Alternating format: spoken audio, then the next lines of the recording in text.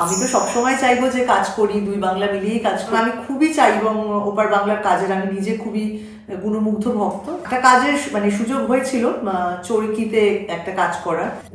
গুঞ্জন থাকাই ভালো, আর সেটা নিয়ে বেশি কথা না বলাই ভালো। কিন্তু উনি এই মুহূর্তে দাঁড়িয়ে বিনোদন জগতের অত্যন্ত একজন গুরুত্বপূর্ণ ব্যক্তি। বহুদিন ধরেই উনি অনেক রকমের অনেক ধরনের কাজ করার চেষ্টা করেছেন, বারবার প্রথা কত যা যা কাজ হয় সেটাকে ভাঙার চেষ্টা করেছেন। লাস্ট কয়েক বছর ধরে যে ধরনের উনি কাজ করেন, প্রোডাকশন ডিজাইনিং, নিজের চরিত্রকে ভাঙা, লুক, গান, সব কিছু নিয়ে যে ধরনের কাজ করছেন, তাতে খুবই ইম্পর্ট্যান্ট একজন মানুষ এই মুহূর্তে দাঁড়িয়ে বিনোদন জগতে। তো এরকম ওনার সাথে যদি আমরা একসাথে একটা কাজ করতে পারি, নিশ্চয়ই ভালো লাগবে।